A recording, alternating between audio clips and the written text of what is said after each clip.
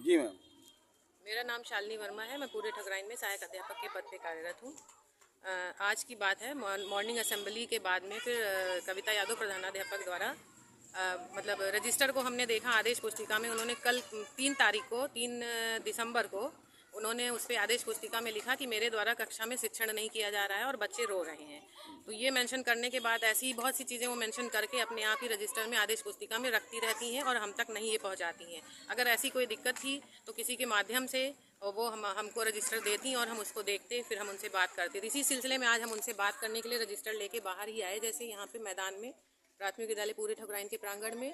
तो आने के बाद में फिर वो उनसे पूछते हैं तो कहती हैं कि तुम पागल औरत हो, तुम्हारी मनगढ़ंत ये सब उपज है, मैं तुमको कुछ नहीं बताऊंगी, जो करना है कर लो। इसके बाद फिर उन्होंने इस बारे में मुझसे बात नहीं की। फिर मेरी वो फ़ोटोज़ लेना और रिकॉर्डिंग शुरू कर दी।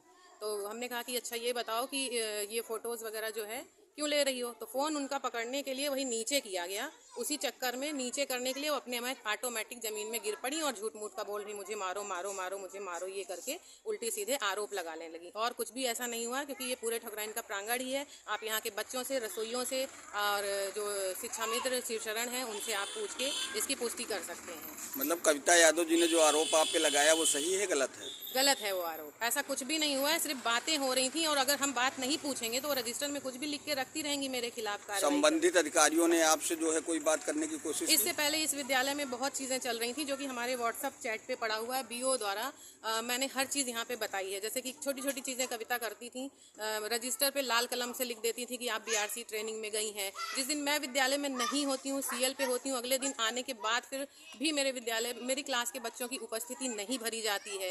तो ये सीएल पे रहने के बाद अगर ऐसी चीज़ें अगला टीचर आके उस बैक डेट की अध्यापक अगर उपस्थिति लेगा तो ये क्या मतलब सही है? इस चीज़ की सूचना मैंने अपने बीओ श्रीमती रत्नामणि मिश्रा को बताई। व्हाट्सएप पे मेरे पास प्रूफ भी हैं इसके। लेकिन वो कहती है ठीक है आप भर दीजिए। तो उनको मैंने ये भी मेंशन किया कि ये बताइए कि जो टीचर छुट्टी पे हो अगले दिन आके बच्चों को अनुपस्थित करेगा।